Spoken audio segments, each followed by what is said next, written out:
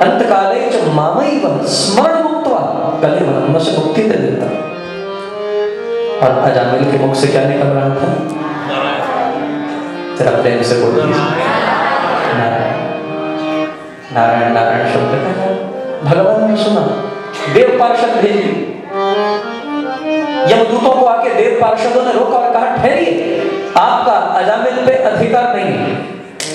यमदूतों ने कहा महाराज आपको कोई गलती हो गई, ये दुराचारी, माता पिता का विरोधी, अपनी अर्धांगिनी के साथ छल करने वाला वैश्यासंगी, जिसने जीवन में कोई पुण्य नहीं किया। महाराज संतों की कृपा से क्या हो गया? त्राण हो गया, उद्धार हो गया, एक युक्ति ने कल्याण कर लिया। बोले महाराज ये आप जानते नहीं, महादुराचारी महापापात्मा है। देवलोक के पार्षदों ने कहा महाराज पापात्मा होगा, लेकिन हमें भगवान विष्णु ने स्वयं भेजा है, इस पर आपका अधिकार नहीं। और अजामिल दोनों की बात सुन रहा था, खाट पर पड़ा दोनों में बहस हो रही है। अजामिल सब कुछ देख रहा है, सुन रहा है। और अजामिल ने तब क्या किया? अजामिल ने कुछ अपना भी दिमाग लगाया। मैं चुटकुला सुनाया करता हूं कभी कभी। एक बार एक विद्यार्थी, वो बिल्कुल पढ़ लिख के नहीं गया था परीक्षा में, तो जो उसके आगे बैठा था वो टॉपर था। तो उसने टॉपर से कहा देखो भैया मैं फेल हो जाऊंगा, प्लीज मुझे चीट करा देना, please let me see your examination sheet. तो उसको दया आई और उसने कहा अच्छा नो प्रॉब्लम, सारे एग्जाम्स उसको चीट कराता है। और जब रिजल्ट आया तो जो ये नालायक था ये टॉप कर गया। तो जो टॉपर था उसे बड़ी हैरानी हुई, he cheated almost everything from my examination sheet and how did he top? बड़ी जिज्ञासा लेके उसके पास गया और उसने कहा भैया कुछ अपना दिमाग भी तो लगाया था, सारा तेरा ही तो नहीं लगा, कुछ अपना भी लगाया था, वो 2-4 अंक तेरे से ऊपर चला गया। अरे महाराज भगवान ने तो कृपा की है, लेकिन अजामिल ने भी कुछ अपनी बुद्धि लगा ली। और अंत समय में वो पूर्ण भावना से नारायण नाम जपने लगा। अनमने मन से जपा था तो विष्णु पार्षद आ गए लेने के लिए, और अगर मन से अंत समय जपूंगा तो नारायण स्वयं आ जाएंगे। अंत समय अजामिल इधर तो आपस में बहस चल रही थी, यमदूत बोल रहे थे अपने पुत्र को पुकार रहा है, और देवलोक के पार्षद बोल रहे थे अच्छा भैया पुत्र को पुकारा, मान लिया, लेकिन ये बताओ नारायण नाम सबसे पहले इसके पुत्र का था या आदि भगवान विष्णु का था? किसका नाम था पहले? आपस में चर्चा चल रही थी। अजामिल सुन रहा था और मन से, पूरे मन से राम नाम मन मुख से बोले, राम नाम भीतर पट खोले, राम नाम से कमल विकास होवे सब साधन सुख रास। भय से पीड़ित होकर ही जपा, लेकिन पूरे मन से जपने लगा नारायण नारायण नारायण। देव पार्षदों ने कहा पहले इसने पुत्र को पुकारा था, लेकिन अब किसको पुकारा? सुनो उसको, कैसे पुकारा? नारायण को। अब तो इसको मुक्ति देनी पड़ेगी। और देव पार्षदों ने अजामिल को लिया और सीधा वैकुंठ ले गए। अरे भैया भागवत जी में श्लोक आया है, देवलोक से आए हुए पार्षद तो अजामिल को ले गए, और जो यमदूत थे वो वापस लौटे यमराज के पास। बोले महाराज हम खाली आ गए, हमारे साथ अजीब सा छल हुआ, हमें खाली आना पड़ा। तो यमराज ने कहा छल नहीं हुआ। श्लोक लिखा है भागवत जी में, जिवहान भक्ति भगवद गुण नामधेयम, जिवहान भक्ति भगवद गुण नामधेयम, चेतस्न स्मरति तच्चरणारविंदम,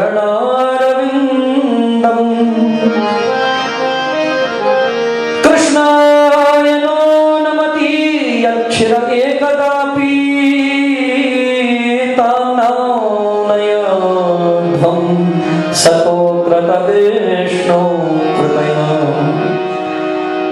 यमराज कहने लगे हे यमदूतो, हे यम पार्षदो, जिनकी जीभ से कभी परमात्मा का नाम नहीं निकलता, जिनकी जिह्वा से जिह्वा नवक्ति, जिनकी जिह्वा से कभी नाम नहीं निकलता, भगवत गुण नाम ध्येयम चेतश्न स्मरति तच्चरणारविंदम, जो भगवान का चित्त से कभी भगवान के चरणों का स्मरण नहीं करते, ऐसे लोगों पर तुम्हारा अधिकार है।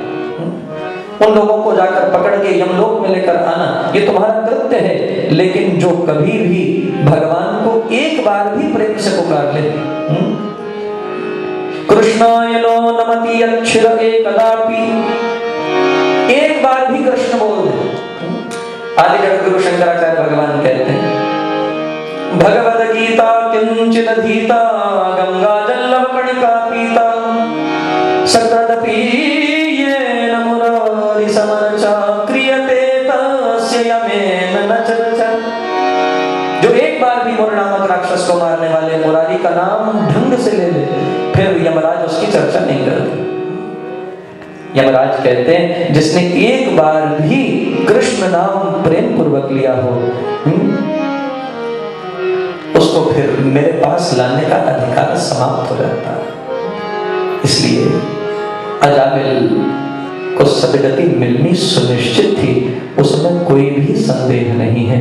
88 वर्ष की आयु थी अजामिल की, और 88 वर्ष में अंत समय तक अजामिल ने कभी भजन नहीं किया। इसका मतलब ये नहीं कि आप भी अंत समय तक न भजें, अंत समय तक हमें छूट मिली हुई नहीं, ऐसा कदाचित इसका अर्थ मत करिएगा। एक सज्जन भागवत में आए दिल्ली में, तो बोलने लगे स्वामी जी आखिर में ही जपूंगा।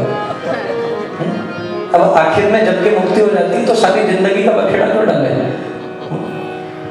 नहीं, इसका अर्थ ये नहीं है। महाराज जो सारी जिंदगी अभ्यास किया होगा आखिर में वही निकलेगा। ये तो संत की युक्ति थी, नारायण नाम पुत्र का रख दिया, इसलिए पुत्र का नाम निकला है और उद्धार हो गया। आप पर तो युक्ति अभी लगी नहीं है, कहीं उद्धार के चक्कर में पतन हो जाए। खूब जपिए, जो नाम सुमिरन करते हैं उनका बेड़ा अवश्य भव से पार होता है। नाम की बड़ी अद्भुत महिमा है। अजामिल का उद्धार हुआ। भगवान मनवंशजों में भगवान राम का चरित्र, भगवान वामन का प्राकट्य, सभी प्राकट्य करते हुए समुद्र मंथन की लीला श्रवण कराई, और फिर परीक्षित सुखदेव जी से कहने लगे, हे नाथ, अवतीर्य यदौरवंशे भगवान भूत भावना कृतवान यानि विश्वात्मा तारिणो वद विस्तार। हे प्रभु, अब मैं वो कथा सुनना चाहता हूं जो मेरे इष्ट देव की कथा, भगवान श्री कृष्ण के प्राकट्य की कथा। अवतीर्य यदौरवंशे भगवान भूत भावना, तो परम भूत भावन भगवान है श्री कृष्ण, उनके प्राकट्य की कथा आप मुझे सुनाइए, और उसको पूर्ण विस्तार पूर्वक सुनाइएगा, उसे संक्षेप में मत सुनाइएगा। इसलिए दशम स्कंद भागवत का हृदय स्कंद मानिएगा। सुखदेव जी महाराज कहने लगे, हे परीक्षित, तुम धन्य हो, अपने मन की गति को रोककर निरंतर 4 दिवस पर्यंत तुम कथा का श्रवण करते रहे। मैं तुम्हें श्री कृष्ण का पावन चरित्र श्रवण कराता। द्वापर युग का समय था। मथुरापति नरेश उग्रसेन धर्मात्मा, प्रजापालक, साधु संतों के सेवक एवं परमात्मा के परम भक्त थे। और महाराज उग्रसेन के यहाँ एक राजकुमार का जन्म हुआ जिसका नाम था कंस। मैं हमेशा कहता हूं दुनिया भर के मामे इसने बदनाम कर दिया। मामा शब्द का अर्थ क्या होता है? जिससे 2 माँ का प्यार मिले। माँ माँ उसको बोलते हैं मामा, 2 माँ का प्यार दे। लेकिन कोई भी मामा कोई गलत काम कर दे थोड़ा सा तो उसको क्या बोलते हैं? कंस मामा बोलते हैं। दुनिया भर के मामे बदनाम कर दिए, इसने रिश्ता ही खराब कर दिया। महाराज ये जो कंस था ये बुद्धिमान बड़ा था, बलवान भी था, और शस्त्र विद्या में, शास्त्र में, दोनों में निपुण हुआ, पारंगत। विश्व विजयी बनने की इसमें इच्छा जागृत हुई और समग्र देशों को जीतने के लिए इसने एक नई सेना का गठन किया और छोटे छोटे राज्यों को जीतते हुए कंस मगध में आया। और मगध किसकी राजधानी थी? जरासंध की, जिसे परास्त करना बिल्कुल असंभव कार्य था। और जरासंध के पास जब ये आया, युद्ध हुआ और पराक्रमी जरासंध को भी कंस ने परास्त कर दिया। और महाराज चाणक्य नीति क्या कहती है? यदि आपके समकक्ष कोई और बलवान पैदा हो जाता है, चाणक्य नीति कहती है आपके बराबर कोई और बलवान पैदा हो जाए तो उससे रिश्तेदारी कर लो। अगर वो आपका रिश्तेदार बन जाएगा तो फिर आपका नुकसान नहीं करेगा, उससे केवल मैत्री नहीं करनी, उससे रिश्तेदारी करनी है। और जरासंध बड़ा बुद्धिमान था, मेरे बराबर का वीर कंस पैदा हो गया है और कल को ये मुझे नुकसान पहुंचाए, इससे पूर्व क्या करना चाहिए? इससे रिश्तेदारी कर लेनी चाहिए। जो जरासंध की दोनों कन्याएं थी, जरासंध ने दोनों कन्याओं का विवाह कंस से कर दिया, रिश्तेदारी हो गई महाराज, और अब बल की वृद्धि भी हो गई। जरासंध ससुर, बल एकदम चौगुना हो गया, कंस का भी और जरासंध का भी। इसलिए महाराज बलवान लोगों से तत्क्षण रिश्तेदारी कर लेनी चाहिए और मैत्री हो जाए। रिश्तेदारी न हो पाए तो मैत्री तो कम से कम अवश्य होनी चाहिए। जरासंध ने रिश्तेदारी की और दोनों रानियों को लेकर कंस मथुरा में आए, राजकीय सम्मान किया गया। लेकिन कंस के ऊपर एक चिंता निरंतर व्याप्त रहती थी कि मेरी बहन देवकी का ब्याह नहीं, देवकी का किसी तरह ब्याह हो जाए। और देवकी के ब्याह के लिए वसुदेव जी महाराज का चुनाव किया। वसुदेव जी महाराज का चुनाव करके शास्त्र विधि के अनुरूप देवकी का विवाह वसुदेव जी से हुआ। और कंस बहुत प्रेम करता था देवकी से, अनन्य प्रेम। लेकिन महाराज कभी कभी हमारा प्रेम परिस्थिति जन्य होता है, परिस्थिति के हिसाब से होता है। सब कुछ अच्छा चल रहा है तो बहुत प्रेम है, और थोड़ा सा भी विरोधाभास आ जाए तो वो सारे दावे शून्य हो जाते हैं। देवकी से बहुत प्रेम करने वाला कंस देवकी के बिना बड़े कष्ट की अनुभूति कर रहा था और सोचा क्यों ना मैं देवकी को लेकर चलूं और मैं ही छोड़कर आऊं। देवकी के रथ का सारथ्य करने के लिए कंस निकल पड़ा है, देवकी के रथ का सारथ्य कर रहा है और आंखों से अश्रुपात करता हुआ देवकी को रथ में बिठाता है, स्वयं सारथ्य करता है, प्राणों से भी ज्यादा प्यारी हो ये दावे कर रहा है और रथ को लेकर निकल पड़ा। और जैसे ही रथ को लेकर निकला, आकाशवाणी, बड़ा सुंदर श्लोक लिखा है। पथि परिग्रहणं कंसां भाष्यां शरीरम् अस्यस्त्वमष्टमो गर्भो हन्तायां वसवे बुध। अरे कंस, जिस देवकी को इतना प्रसन्न वदन होकर तू उसके ससुराल तक छोड़ने के लिए जा रहा है, इसी देवकी के अष्टम गर्भ से तेरी मृत्यु सुनिश्चित है। और महाराज जैसे ही कंस ने बात सुनी, वो सारा प्रेम छुमंत्र हो गया, इतना क्रोध आया।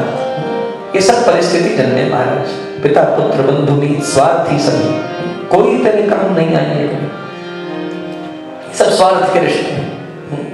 एक ही रिश्ता सच्चा है महाराज, सदगुरु और शिष्य का, बाकी सब झूठे। और शंकराचार्य भगवान ने तो उसे भी नकार दिया। न में मृत्यु शंका न में जाति भेदा, पिता नैव मयि नैव माता, न जन्म न मित्र न बंधु, गुरु नैव शिष्य, चिदानंद रूप शिवोहम शिवोहम। महाराज कंस को इतना क्रोध आया, कंस ने सोचा न बजेगा बांस, न रहेगा बांस, न बजेगी बांसुरी, न देवकी होगी न गर्भ होगी। खड्ग निकालकर, जिसके हाथों की मेहंदी अभी फीकी नहीं पड़ी थी, उस प्यारी बहन को खून में रंगने के लिए तैयार हो। वसुदेव जी महाराज ने कंस के पैर पकड़े।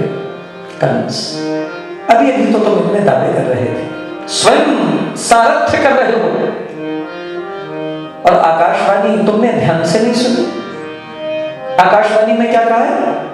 अष्टम गर्भ, अभी तो पहला गर्भ नहीं हुआ, 8वां गर्भ कब होगा? 9 मास को 8 से गुना करो तो 56 मास चाहिए। कम से कम इतनी अवधि तो तुम देवकी को प्राण दान दे सकते हो। कितनी अवधि भी तुम देवकी को प्राण दान नहीं दे सकते। और मैं तुम्हारे से वादा करता हूं, देवकी के हर गर्भ को पैदा होते ही मैं तुम्हारे अर्पित कर दूंगा। बहन से प्रेम तो था, दया आई, और दया करके कंस ने कहा ठीक है, लेकिन मैं तुम्हें कारागार में रखूंगा। वसुदेव जी ने कहा कारागार में रख सकते हो कंस, लेकिन देवकी को प्राण दान दो। आज तो हम वैवाहिक हो गए। कंस ने देवकी वसुदेव जी को कारागार में डाल दिया। महाराज उग्रसेन ने बहुत समझाया। जब महाराज उग्रसेन समझाने से नहीं हटे, कंस ने उन्हें भी कारागार में पटक दिया। वसुदेव, देवकी, महाराज उग्रसेन दोनों कारागार में हैं। और महाराज तब पृथ्वी भगवान आदि विष्णु के पास गई और जाकर कहने लगी, हे प्रभु, पापियों का बोझ मेरे ऊपर बहुत बढ़ गया।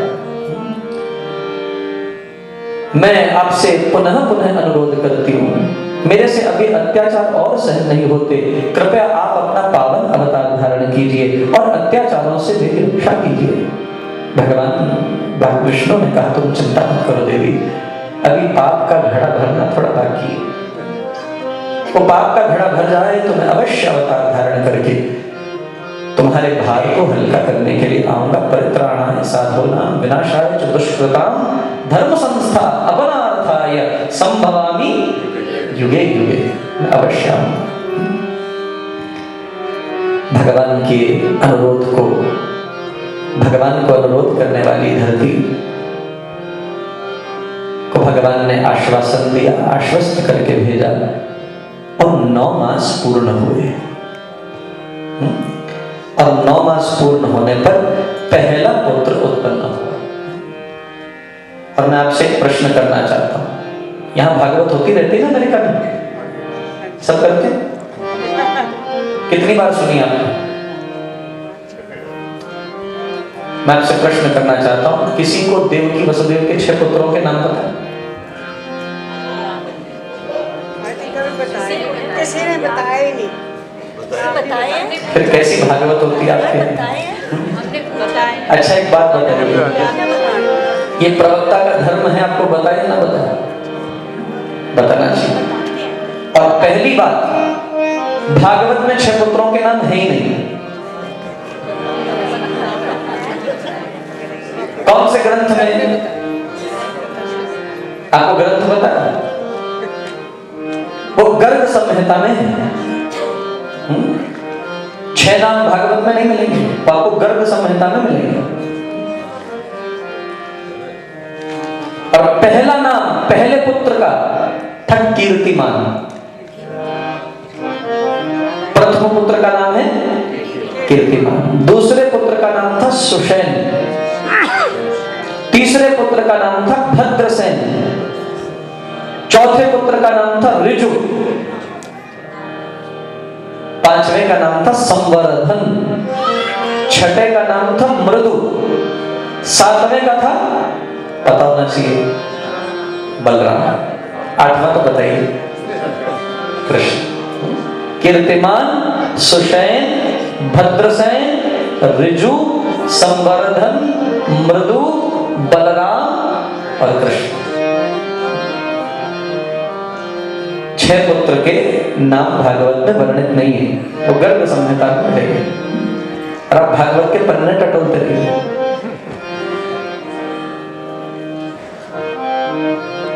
महाराज, पहला पुत्र उत्पन्न हुआ, और जब पहला पुत्र उत्पन्न हुआ, जो कारागार था वो पुत्र की किलकारियों से भर गया। कंस को समाचार मिला पहले भांजे का जन्म हुआ और कंस अति प्रसन्न चित्त होकर देवकी पुत्र को कीर्तिमान को देखने के लिए आया। आकर कंस ने गोद में लिया, खूब आशीर्वाद दिए,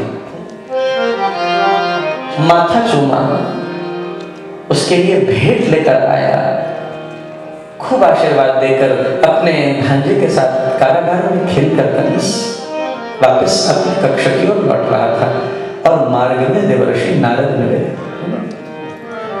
नारद का अर्थ क्या होता है? नारद, जिसकी बात कभी रद्द नहीं होती उसे बोलते नारद।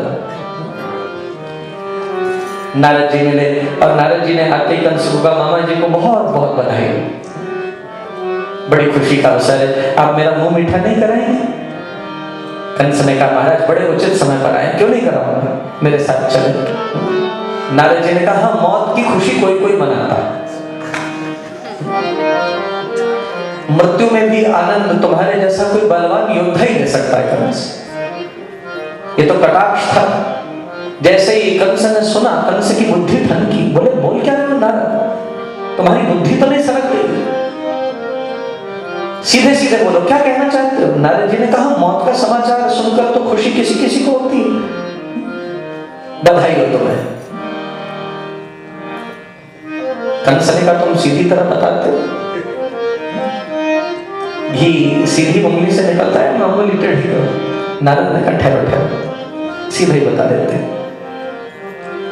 तुम किस पे भरोसा कर रहे हो? आकाशवाणी पे अष्टम गर्भ की प्रतीक्षा कर रहे हो? तुम भगवान विष्णु के स्वभाव को नहीं जानते? भगवान विष्णु ने जब देवताओं और दानवों में अमृत का वितरण करना था तो मोहिनी अवतार धारण करके देवताओं को अमृत से पुष्ट करने के लिए दानवों को छला।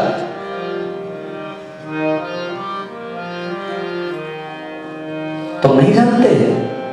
बलि के सम्मुख यही विष्णु, जो बलि स्वर्ग के साम्राज्य को 100 अश्वमेध यज्ञ करके पूर्ण कर लेता, उसे छलने के लिए वामन बन के पहुंचे और 3 पग भूमि में, नीचे के 7 लोग, ऊपर के 7 लोग, 2 पगों में नाप लिया और बोले तीसरा पैर कहां रखूं, और उस बलि को पाताल में धकेल दिया। कंस किस पर भरोसा कर रहे हैं? भगवान विष्णु पे?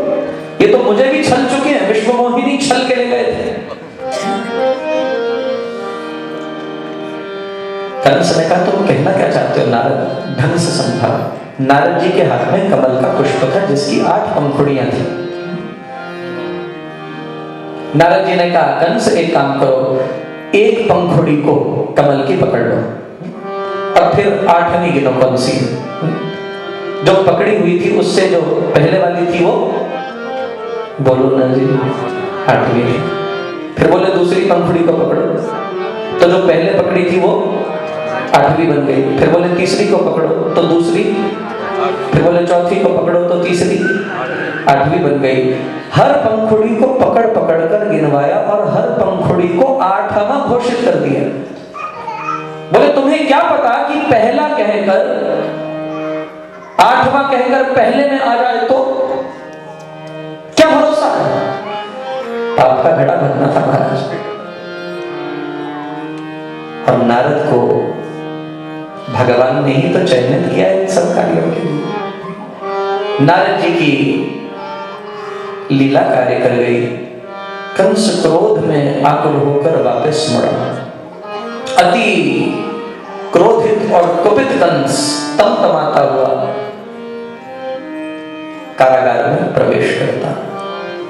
देवकी उसकी भाव भंगिमाओं से अति भयभीत।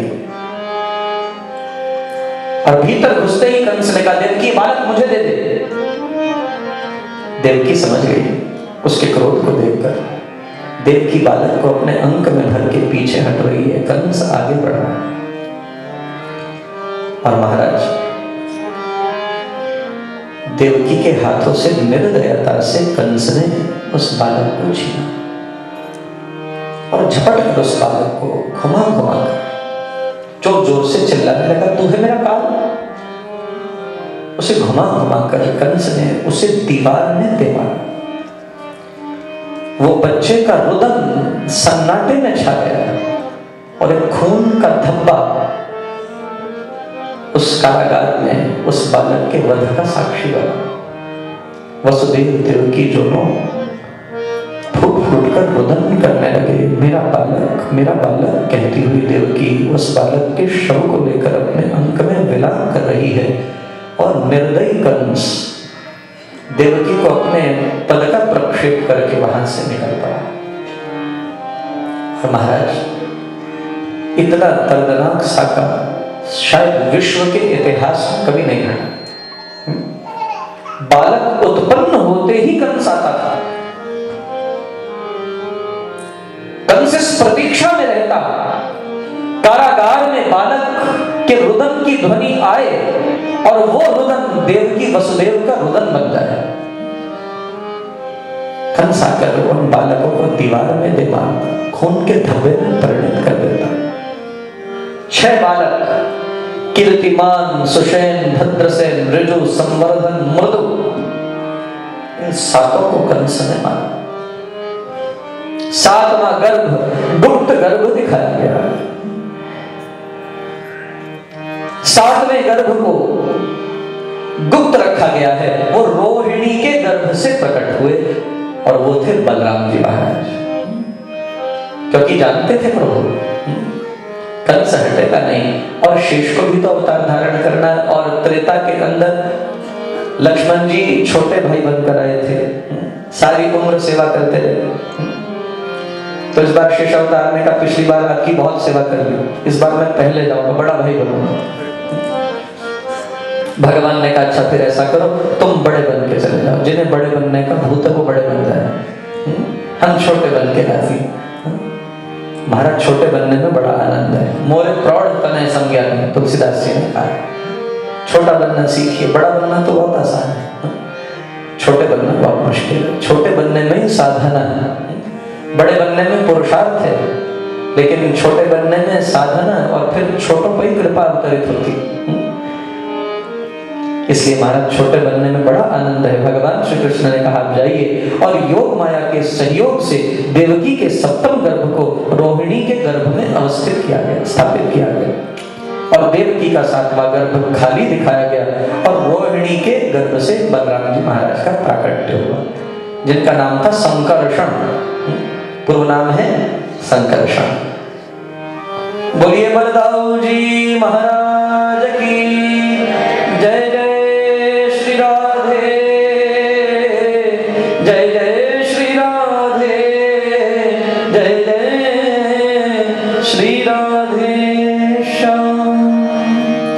और अब देवकी का 8वां गर्भ आया और देवकी का 8वां गर्भ जो था, जैसे ही देवकी के गर्भ में भगवान श्री कृष्ण प्रकट होने वाले थे, महाराज कंस ने सभी सेवकों को सावधान कर दिया और सभी सेवकों को सावधान करके कहा, मेरा काल आने वाला है और इसको प्रकट होते ही मुझे विनष्ट करना है। सेवकों के पहरे को कड़ा कर दिया, लेकिन गर्भस्थ बालक के तेज से देवकी का जो मुखमंडल था वो सूर्य की भांति चमकने लगा। और महाराज कंस मिलने के लिए आया, 8वें गर्भ को देवकी ने धारण किया और जैसे ही देवकी को देखने के लिए आया, गर्भस्थ शिशु के तेज से देवकी का मुखमंडल दैदीप्यमान था। करोड़ों सूर्यों जैसी चमक देवकी के मुखमंडल पर थी। कंस से देखा नहीं गया, आंखें नीची हो गई। कंस समझ गया, हो न हो अवश्य इसके लक्षणावृत्ति ये बता रही है कि यही मेरा काम है। कंस ने पहले को दुगना कर दिया और कहा, थोड़ी सी हलचल हो तो मुझे सूचना देना है। और महाराज अर्धरात्रि का समय आया, रात का समय, सर्वगुण संपन्न घड़ी आ रही, देवता लोग भी भगवान के स्वागत के लिए तैयार। गर्भस्थ बालक की स्तुति देवताओं ने की और इधर जो चंद्र था वो रोहिणी नक्षत्र में आया झिलमिला रहे थे। तारों के अंदर इतना तेज आ गया, इतना तेज आया, दिवस जितनी रोशनी उन तारों ने दी, क्योंकि भगवान का स्वागत कर रही है। रात में अंधियारे में तारे इतने चमकाए जैसे करोड़ों सूर्य आकाश में दीप्यमान हो गए। इधर तो आकाश झलमल करने लगा, नदियों का नीर निर्मल हो गया, धाराएं स्वच्छ होकर अपने कोलाहल को त्याग कर मंद मंद बहने लग गई। महाराज अर्धरात्रि के समय पक्षियों ने गुंजार शुरू की, भंवरे और महाराज कोयलें कूदने लगी, गायें रंभाने लगी, शीतल मंद समीर बह रही थी, स्वर्ग में दुंदुभियां बजने लगी और जितने मुनि थे, देवता थे, वे सब आह्लादित होकर पुष्पों की वृष्टि करने लगे, क्योंकि वो पवित्र समय आ गया था।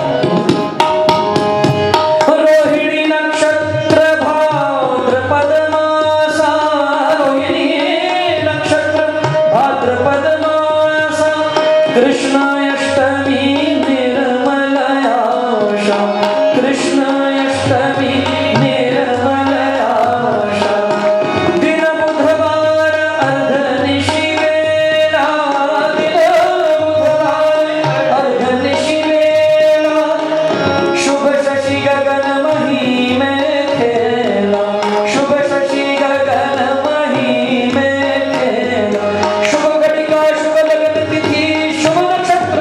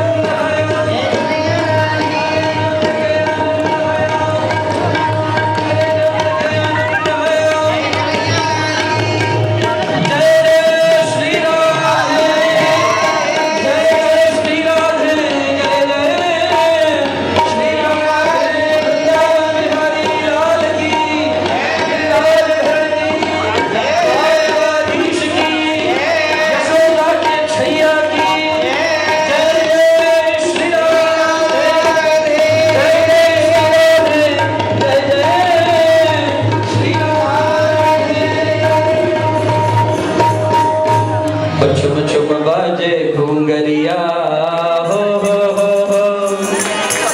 मेरे घर आए कान्हा मेरे घर आए मेरे घर आए छुम छुम बाजे घुंघरिया हो छुम छुम बाजे घुंघरिया हो मेरे घर आए कान्हा। आज भाव से नृत्य करते हो सभी हाँ ठाकुर जी का प्राकट्य है हाँ छुम छुम बाजे घुंघरिया छुम छुम बाजे घुंघरिया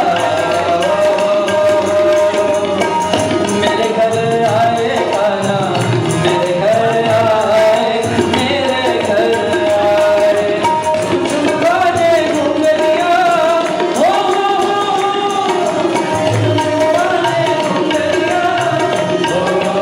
और मैं तेरी चंद्र स्वरूपी आ गए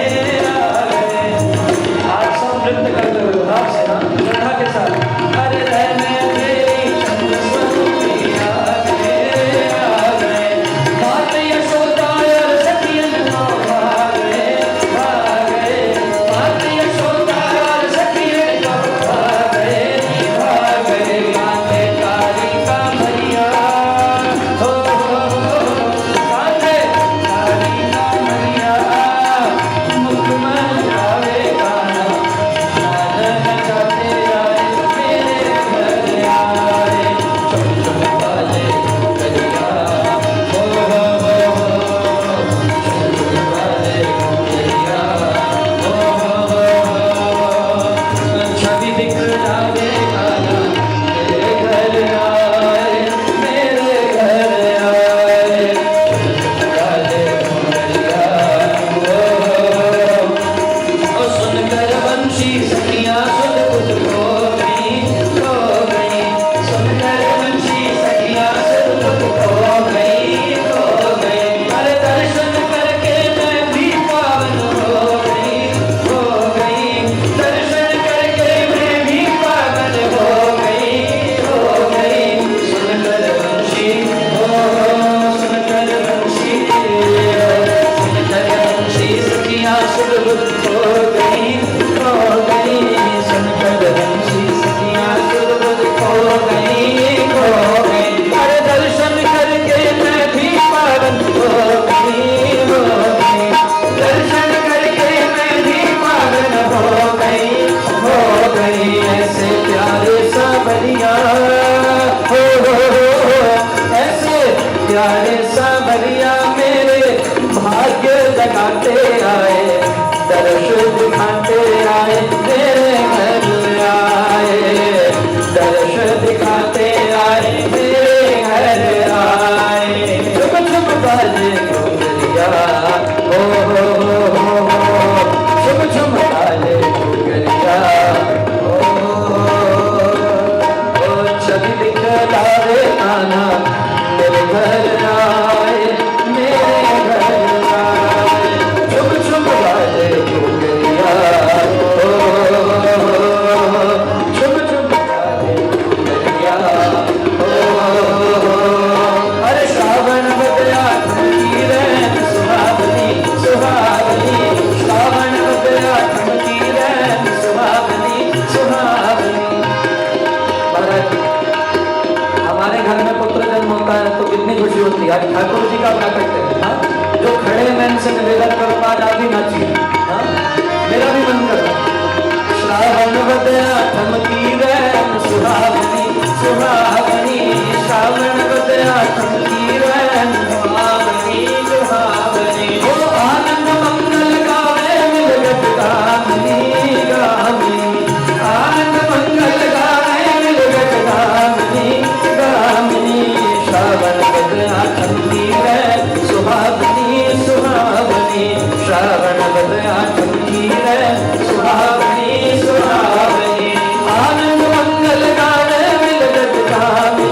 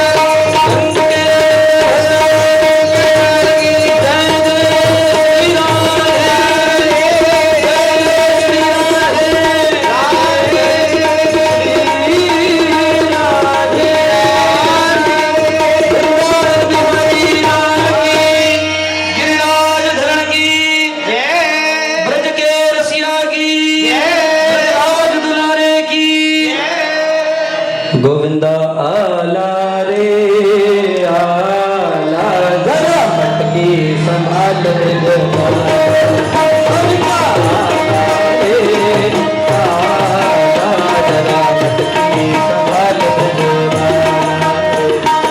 1 2 3 4 5 6 7 वाला रे, 1 2 3 4 5 6 7 वाला रे आला, जरा मटकी संभाल गोविंदा आला रे आला, जरा मटकी संभाल गोविंदा आला रे आला, जरा मटकी संभाल गोविंदा। आई माखन के चोरों की सेना, आई माखन के चोरों की सेना, आई माखन के चोरों की सेना, आई माखन के चोरों की सेना, जरा बच के संभल के तुम भी रहना,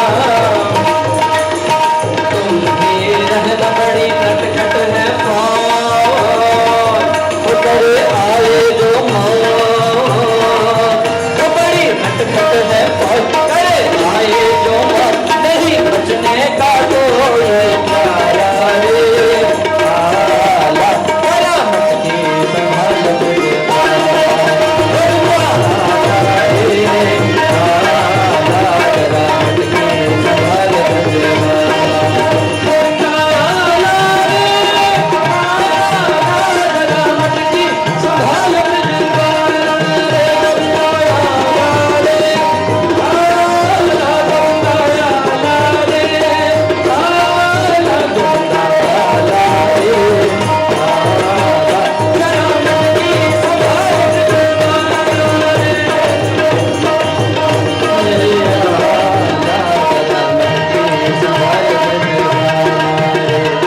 कैसी निकली है झूम के ये टोली, कैसी निकली है झूम के ये टोली, आज खेलेंगे तुमसे होली, आज खेलेंगे तुमसे, भीगे कितने भी संग, भीगे कितने भी संग, ठंडी होना हो अरे किसे किसी पर पाया रे आया, तेरा मटकी संभाल गोविंदा रे आला रे आला, मटकी संभाल गोविंदा आला रे आला, जरा मटकी संभाल गोविंदा।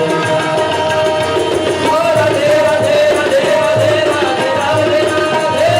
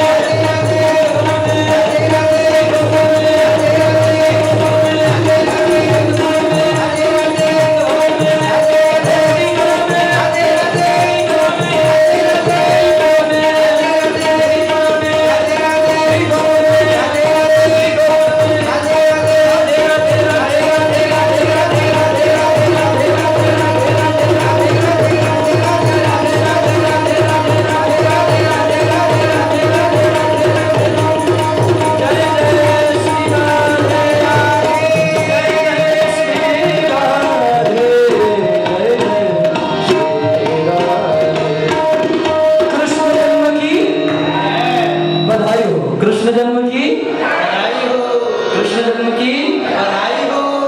बड़े भाव प्रेम से आइए, कृष्ण जन्म की बधाई हुई। कल नंदोत्सव होगा, इससे भी अधिक आनंद कल करेंगे और ठाकुर जी का झूला ही विराजमान रहेगा कल भी, क्योंकि कल बाल लीला का वर्णन होगा। तो बड़े प्रेम से कल ठाकुर जी की बाल लीलाएं होंगी और निवेदन है अभी मंदिर के माध्यम से सूचनाएं